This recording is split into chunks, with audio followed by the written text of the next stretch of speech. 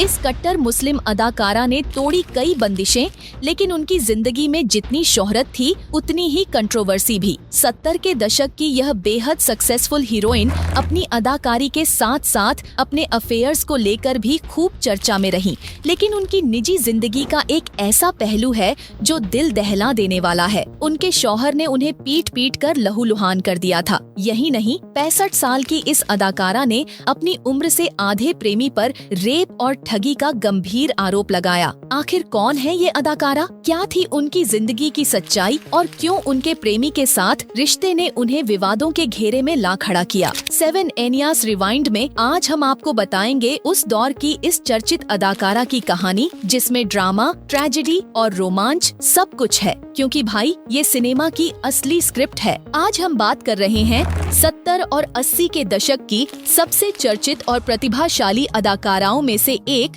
जीनत अमान की। जीनत का जन्म 19 नवंबर 1951 को हुआ। उनके पिता, जो फिल्मों के स्क्रिप्ट राइटर थे, जीनत ने 19 साल की उम्र में मॉडलिंग की दुनिया में कदम रखा और मिस एशिया पैसिफिक का खिताब जीतने वाली पहली भारतीय बनी। हालांकि उनका सपना पत्रकार बनने का था और इसी उद्देश्य से वह मुंबई आई थीं। पत्रकारिता में करियर भी शुरू किया, लेकिन फिर देवानंद ने उन्हें फिल्मों का ऑफर दिया और उनकी जिंदगी ने नया मोड़ ले लिया।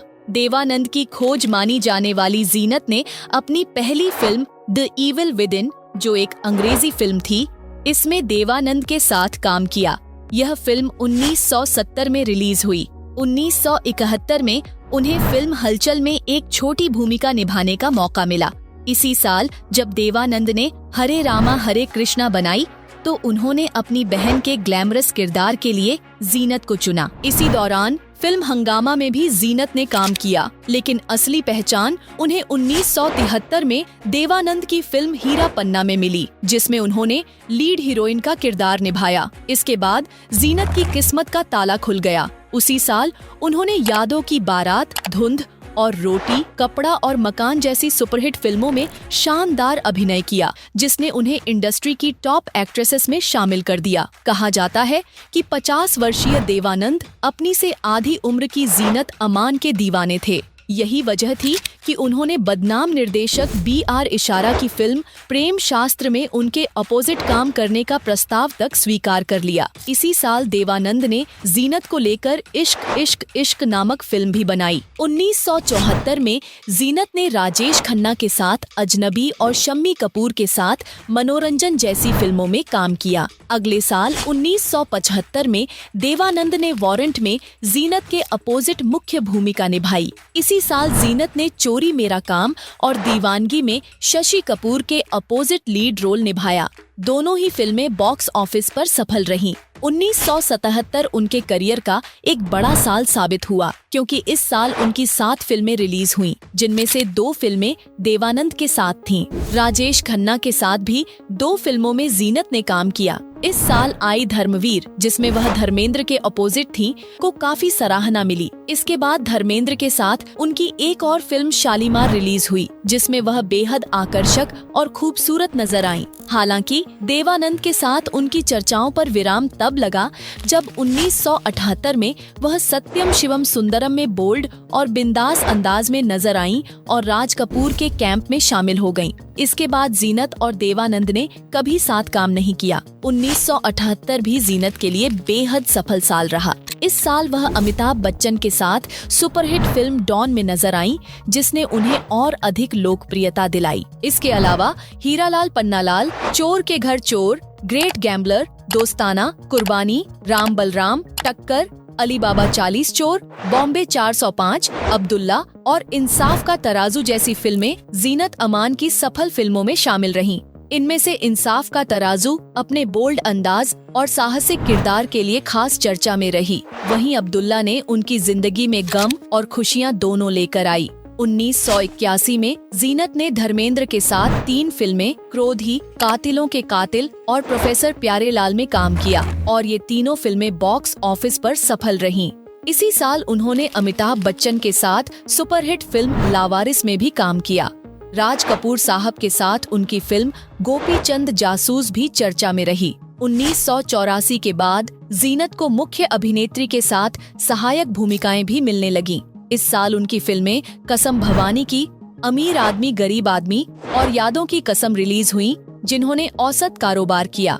1986 में चेतन आनंद की फिल्म हाथों की लकीरें और बात बन जाए में उन्होंने मुख्य किरदार निभाया। BR इशारा की फिल्म औरत भी काफी चर्चित रही। बाद के वर्षों में जीनत अमान ने फिल्मों में काम करना बंद कर दिया और लीड रोल मिलने भी कम हो गए। फिल्मों के अलावा उन्होंने टीवी सीरीज में भी अभिनय किया। जीनत ने अपनी अदाकारी से आधुनिक और बोल्ड नायिका की एक ऐसी छवि बनाई जो बॉलीवुड में एक मिसाल है। पर्दे पर भले ही उन्होंने कई बोल्ड किरदार निभाए हों, लेकिन असल जिंदगी में उन्हें बेहद सादगी पसंद और कट्टर माना जाता था। उनकी निजी जिंदगी हमेशा चर्चा और विवादों से भरी रही। देवानंद ने एक इंटरव्यू में स्वीकार किया था कि वे जीनत को बेहद पसंद करते थे, लेकिन उनकी प्रेम कहानी अंजाम तक नहीं पहुंच पाई।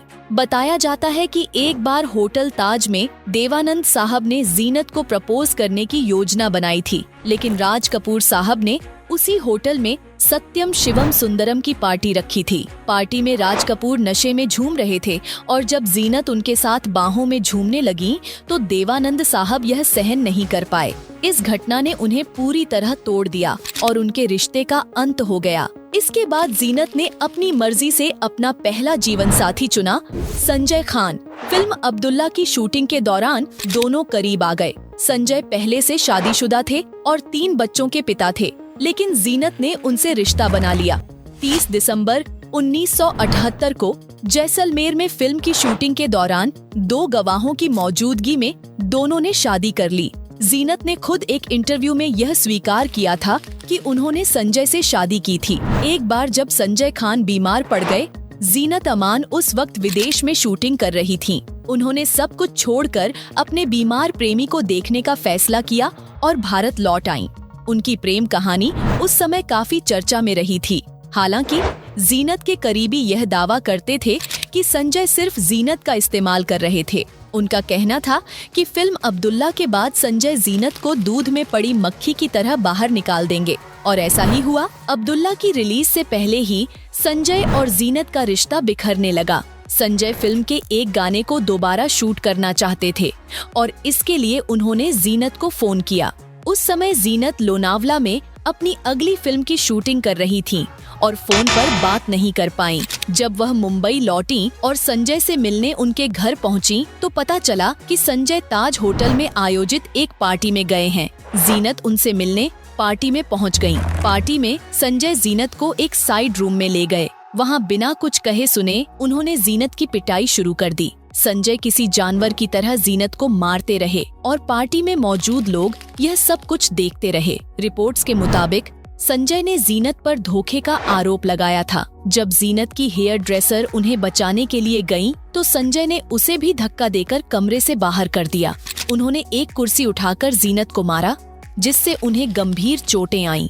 कहा जाता है कि इस मारपीट में संजय की पत्नी जरीन भी शामिल थीं और उन्होंने भी जीनत पर हाथ उठाया। इस घटना में जीनत की आंख पर गहरी चोट लगी और उसका जख्म उनकी पूरी जिंदगी के लिए एक निशान बन गया। होटल स्टाफ ने बीच बचाव किया और जीनत को अस्पताल पहुंचाया। वह 8 दिन तक बिस्तर पर रहीं और उनके घाव भरने में पूरे 2 महीने लग गए। इस घटना के बाद जीनत डिप्रेशन में चली गईं और उनका महीनों तक इलाज चलता रहा। हालांकि उन्होंने संजय के खिलाफ पुलिस में कोई शिकायत दर्ज नहीं करवाई। उनका कहना था कि वह संजय से प्यार करती थीं और उन्हें किसी भी तरह का नुकसान नहीं पहुंचाना चाहती थीं। लेकिन इस दर्दनाक घटना के साथ ही उनका रिश्ता हमेशा के लिए खत्म हो गया। बताया जाता है कि संजय खान के साथ रिश्ता खत्म होने के बाद जीनत अमान का नाम पाकिस्तानी क्रिकेटर इमरान खान के साथ जोड़ा गया। हालांकि इमरान दिलफेंक किस्म के व्यक्ति थे और उनका रिश्ता ज्यादा लंबा नहीं चला। इसके बाद जीनत ने 1985 में अभिनेता मजहर खान से शादी कर ली। मजहर की यह तीसरी शादी थी। जीनत के अनुसार उनकी शादी खुशहाल थी और इस रिश्ते से उनके 2 बेटे हुए। मजहर, जो जीनत से 4 साल छोटे थे, 1998 में इस दुनिया को अलविदा कह गए। उनकी मौत के बाद जीनत ने अकेले ही अपने बच्चों की परवरिश की, लेकिन 2018 में जीनत ने बिजनेसमैन अमन खन्ना उर्फ सरफराज पर बलात्कार और धोखाधड़ी का आरोप लगाया। इस मामले की शिकायत मुंबई पुलिस में दर्ज की गई और सरफराज को गिरफ्तार कर लिया गया। हालांकि कोर्ट की सुनवाई के दौरान यह सामने आया कि जीनत और सरफराज ने शादी की थी। मौलवी ने भी कोर्ट में गवाही दी। शादी के समय सरफराज 33 और जीनत 59 साल की थीं। सरफराज ने जेल में 2 साल बिताए और अब जमानत पर बाहर हैं। वहीं जीनत इस मामले को खत्म करने के लिए हर्जाना देने की कोशिश कर रही है। तो क्या आप जीनत अमान के सफर और उनकी अदाकारी से प्रभावित हैं? हमें अपने विचार जरूर बताएं। और हाँ, ये था 7 एनियास रिवाइंड का एक और खास एपिसोड, जहां हर कहानी का एक अलग ही ट्विस्ट होता है। आखिर रिवाइंड है जनाब, तो मस्ती भी दुगुनी है।